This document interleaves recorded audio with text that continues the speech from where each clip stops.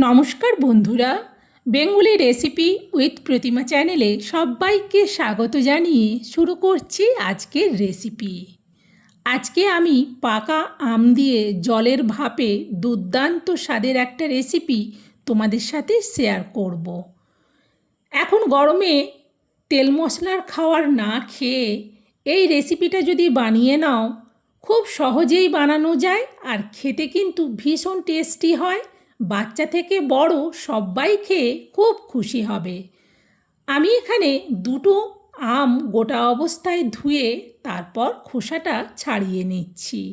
দুটো আম হলেই কিন্তু হয়ে যাবে, কারণ আমগুলো বেশ বড় সাইজের। দেখো, আমের খোসা ছাড়িয়ে নিয়েছি। এখন এই আম থেকে আঁটিটা আলাদা করে নেব। সেই জন্যে ছুরি দিয়ে ছোট ছোট পিস করে আমের যে নরম শাঁস অংশ সেইটা কেটে নিচ্ছি। দেখো, দুটো আমেরই শাঁস অংশ কেটে নিয়েছি। এখন এই শাঁস অংশটাকে আমি মিক্সার জারের মধ্যে পুরোটা ঢেলে নেব।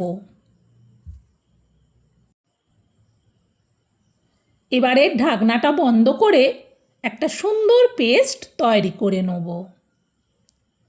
দেখো, সুন্দরভাবে আমের পেস্টটা তৈরি করে নিয়েছি। এখন এই পেস্টটাকে একটা বড় বাটির মধ্যে ঢেলে নিচ্ছি। আর এতে দেওয়ার জন্যে প্রায় ঘন্টা দুয়েক আগের থেকে আমি 1 কাপ চাল ভিজিয়ে রেখেছিলাম। চালটা খুব সুন্দরভাবে ভিজে নরম হয়ে গেছে। এখন চালটা শুধু ভালো করে ধুয়ে নেব। দেখো, চালটা ভালো করে ধুয়ে নিয়েছি। এবার চালটাকে মিক্সার জারের মধ্যে দিয়ে দিচ্ছি। এতে অল্প জল ছিল তলায়, সেই জন্যে আর জল দিচ্ছি না। এবার চালটাকেও ভালো পেস্ট করে নেব। দেখো, সুন্দরভাবে চালটাকেও পেস্ট করে নিয়েছি। এবার ওই আমের পেস্টের সাথে চালের পেস্টটাকেও বের করে নিলাম। যেই কাপে মেপে চাল নিয়েছিলাম সেই কাপে মেপে 1 কাপ জল এই মিক্সার জারে দিয়ে ভালো করে মিক্সার জারটাকে ধুয়ে জলটা বের করে নেব। এবার জলটাকেও ওই বাটির মধ্যে দিয়ে দিচ্ছি। এখন এটা ভালো করে মেশাবো।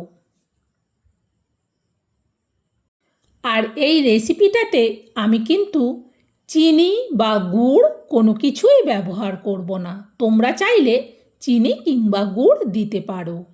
দেখো, বেশ ভালো করে মিশিয়ে নিয়েছি। এখন দিয়ে দিচ্ছি পরিমাণ মতো লবণ আর দেব অল্প একটুখানি বেকিং সোডা। আবারও লবণ আর বেকিং সোডাটাকে ভালো করে এর মধ্যে মিশিয়ে নেব। আর দিচ্ছি এতে 4 চামচের মাপে 2 চামচ সুজি। এবার ভালো করে সুজিটাকেও মিশিয়ে নেব।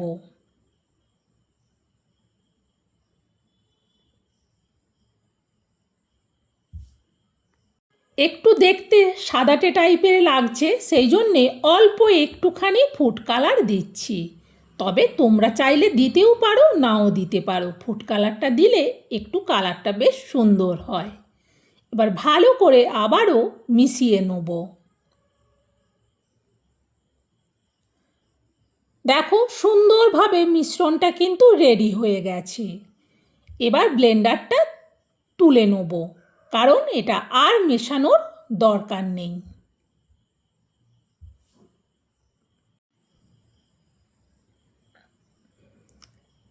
এখন আমি এইটা ভাপাবো, সেই জন্যে দুটো ফয়েল নিচ্ছি।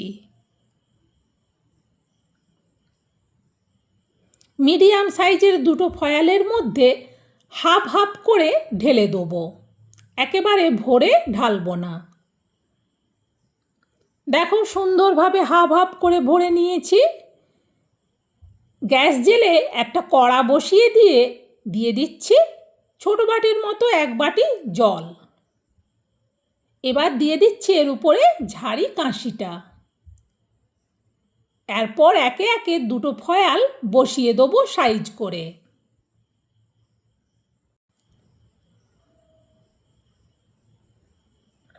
এরপর উপর থেকে একটা বড় ঢাকনা দিয়ে এটাকে ঢেকে দেবো। ঢেকে গ্যাসটাকে বাড়িয়ে দেবো যাতে তাড়াতাড়ি জলটা ফুটে ওঠে। ফুটে ওঠার আওয়াজ হতেই আমি ঢাকনাটা একটু সরিয়ে দেখছি সুন্দরভাবে ফুটতে শুরু করেছে। এখন এতে দিয়ে দেবো উপর থেকে কিছুটা কিশমিশ, আর দেব অল্প একটুখানি করে কাজু। দুটোতেই দিয়ে দেবো। আর এইভাবে কিছুটা ফুটে ওঠার পর জলটা যখন ভাপটা শুরু করবে সেই সময় দিলে কাজু কিশমিশগুলো তাহলে উপর থেকে দেখতেও সুন্দর লাগবে। কাজু কিশমিশ দেওয়ার পর এটা আবারও ঢেকে দিচ্ছি। গ্যাসটাকে মিডিয়ামে করে দিলাম। মিনিট 5 বাদে আমি ঢাকনাটা সরাচ্ছি। এখন একটু চেক করে দেখে নেব যেটা হয়েছে কি না। এখনও ছুরির গায়ে একটু লেগে যাচ্ছে, সেই জন্যে দেখে নিয়ে এটাকে আবারও একটু ঢেকে দিচ্ছি। আবারও মিনিট 3 মতো বাদে আমি এর ঢাকনাটা সরাচ্ছি। এখন দেখে বোঝা যাচ্ছে হয়ে গেছে, তবুও আবার একবার চেক করে নেব।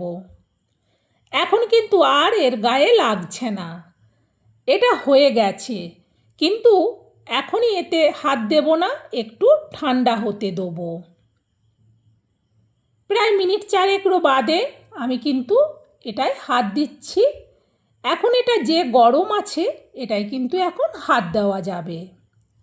এবার শুধু ফয়েলটাকে এইভাবে একটু ছাড়িয়ে নিলেই সুন্দরভাবে এটা ছেড়ে যাবে। খুব তাড়াতাড়ি বানানো যায় এই রকম একটা রেসিপি। যদি বিকেলের সন্ধ্যের সময় টিফিনে বানাও তাহলে সবাই কিন্তু খেয়ে ভীষণ খুশি হবে। আর এতে আমি চিনি গুড় কিছুই দিলাম না, আর তেল তো এতে দিলামই না। খুবই স্বাস্থ্যকর একটা রেসিপি আর ভীষণ লোভনীয় হয় এটা খেতে। দেখো একটা ছাড়িয়ে নিলাম, আরও একটা ছাড়িয়ে নিলাম। সুন্দরভাবে কিন্তু দুইটা সাইড হয়ে গেছে। এবার এটা ছুরি দিয়ে আমি কেটে নেব, সেই জন্য একটা বড় থালার মধ্যে তুলে নিচ্ছি। বন্ধুরা সত্যিই বলছি, জলের ভাপে পাকা আমের এইরকম ভাপা একটা রেসিপি দুর্দান্ত হয় খেতে। একবার শুধু বানিয়ে দেখো, রেসিপিটা যেমন বানানো সহজ তেমনই সুস্বাদু খেতে আর ভীষণই স্বাস্থ্যকর।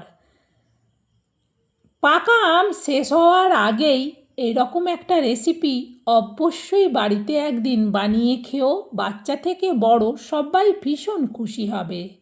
বন্ধুরা আমার এই রেসিপিটা তোমাদের কেমন লাগলো সেটা কমেন্টে জানিও। ভালো লাগলে একটা লাইক দিও আর রেসিপিটা শেয়ার করে দিও, যাতে পাকা আম থাকতে থাকতে এই রেসিপিটা সবাই বাড়িতে বানিয়ে নিতে পারে। সত্যিই বলছি খুবই হেলদি, খুবই টেস্টি একটা রেসিপি। আর যেসব নতুন বন্ধুরা আজকে প্রথম রেসিপি দেখলে অবশ্যই আমার পরিবারে বন্ধু হয়ে আমার পাশে থেকো। আবার পরের রেসিপিতে দেখা